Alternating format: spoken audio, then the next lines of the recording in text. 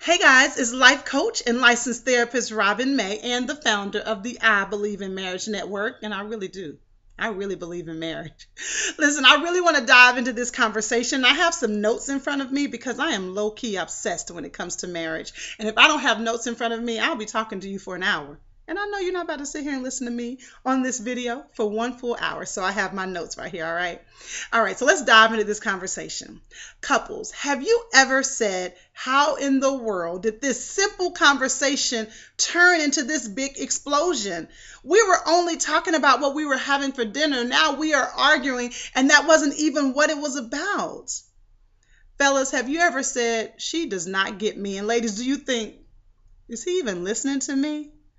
Well, what if I told you that he does listen to you a little bit, and she does get you a little bit, but there's one issue. There's one major thing that's keeping us from really being able to hear one another, and it is our filter.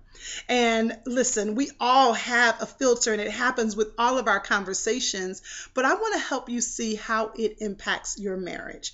Have you ever heard the saying that we don't see people as they are, we see them as we are? Well, that's what happens in our conversations. We don't just hear what our spouse is saying. It goes through our filter, and by the time it gets to us, we might have heard it a little bit different.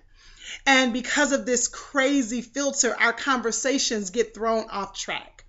But I do have some good news. There is a solution. So I'm going to share with you the 5 things that you might be doing that's keeping you from getting through to your spouse. And I believe we all do at least one of these things, okay? So I'm going to share with you those 5 things, and then I'm going to share with you just one thing that you can do differently to turn things around, okay? Now, here's a quick note.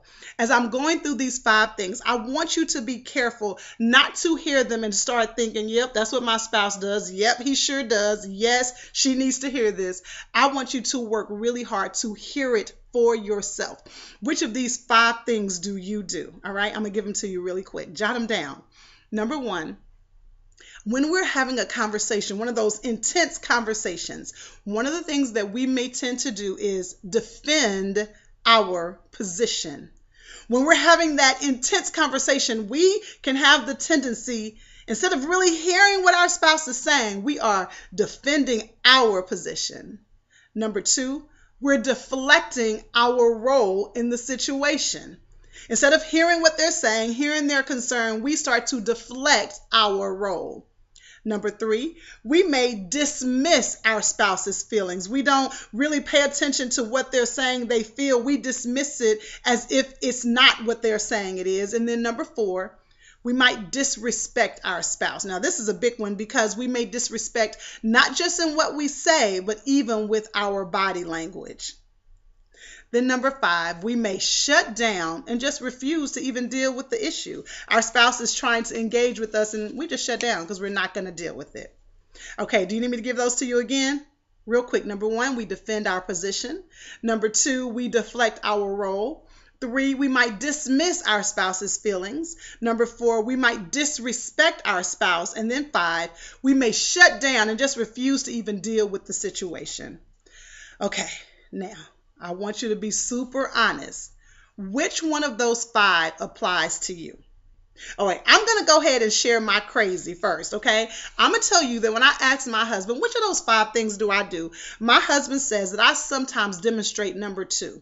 He says I tend to deflect my role in the situation. Now, I'm saying that with all smiles right now, but I'm going to tell you the truth. That was hard to hear. But if I want him to feel comfortable to share with me, I have to be open to what he has to say. Okay. Speaking of being open, I want you to make sure you are doing your part to create a safe space where you and your spouse can have honest and real conversations. Why is this so important? Why do we want to create a safe space? Because I have found that while many couples think that the issue that they're having is a challenge with communication, I have found that it's really a connection issue. If you and your spouse are constantly having challenges in your communication, I'm not talking about every once in a while it gets heated or every once in a while you misunderstand each other. If you are constantly having challenges in your communication, I want you to ask yourself, where did you and your spouse lose the ability to really connect? What caused that disconnect? This is not a rhetorical question. I really want you to take some time to reflect on it. What caused the disconnect? Okay, so you remember at the beginning of our conversation, I discussed filters and the fact that we have filters. When our spouse hears something, it goes through our filter. Well, when you ask yourself, what happened to create a disconnect in our relationship, you may be able to get to the root of what could be clouding your filter. Again, let me explain. Just by nature of being human, we have a filter. Somebody can say something and we take it through our understanding and our experiences. Well, when there has been a disconnect in our marriage, the filter gets even more clouded. So if you can get to the root, that may be the issue that's keeping you from really being able to hear what your spouse is saying to you and your spouse's inability to really hear what you're saying to them. The issue may be the underlying problem that's impacting your communication. So again, the couple plops down on my couch and they say, Robin, we just cannot communicate. And often it's not an issue of communication. It's an issue of connection. But remember, I said that there is one thing. Now, y'all, this doesn't get fixed just like that, but there is one thing you can start to do today that can start to improve your connection and your communication.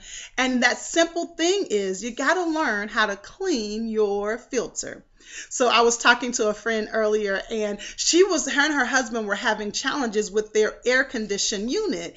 And they just were convinced that they were going to have to spill out all this money to fix the air conditioned unit. So they called the guy over, the air conditioned repair guy. Is there a fancy name? Is it ACV? Anyway, the air conditioned guy, they called him over and he was checking and he came down and said, I got some good news. The issue is not your air conditioned unit. The issue is your filter. Once they cleaned the filter, the air condition worked perfectly fine. This sometimes happens with dryers. Now, I have an old school clothes dryer, so some of y'all might not be dealing with this, but I still have to pull out the filter thingy and clean it off so that the clothes will dry. So those are just practical examples that if you clean the filter, things work more effectively. Same thing in our communication. If you can clean your filter, you and your spouse will be able to hear each other better, all right? So I'm going to give you 3 easy steps to cleaning your filter. Remember, that's just the thing I want you to focus on. I want you to clean your filter. So let me give you 3 easy steps to do that, okay? Number 1, I want you to hear and accept what your spouse says, not what you are assuming they are saying. Y'all know that one's hard, especially for me because I've known my husband for 25 years.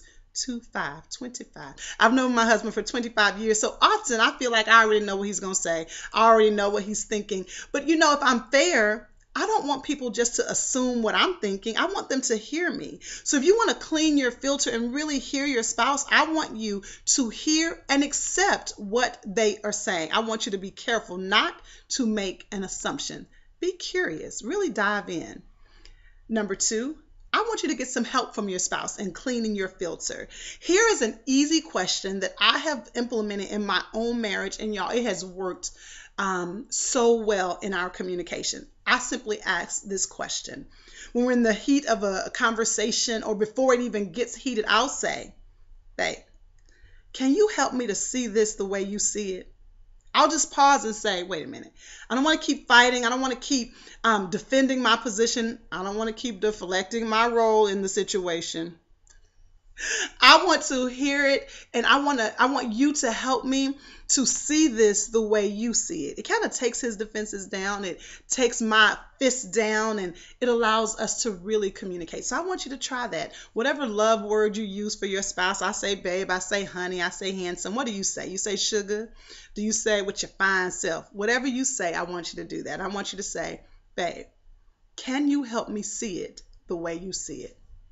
All right, that's the second way. Here's the third thing you can do to clean your filter.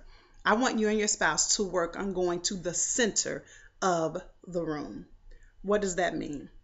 Many times as couples, you get in your corner of the room figuratively, your spouse gets in their corner of the room, and you're over there dealing with it by yourself, and they're over in their corner dealing with it by themselves. And we don't often come to the center of the room and deal with the issue together. Because when you deal with it individually and you don't come to the center of the room and deal with it together, that gives room for you to just start ruminating, or for you to come up with things that may not even be what it really is. So I want you and your spouse to practice coming to the center of the room.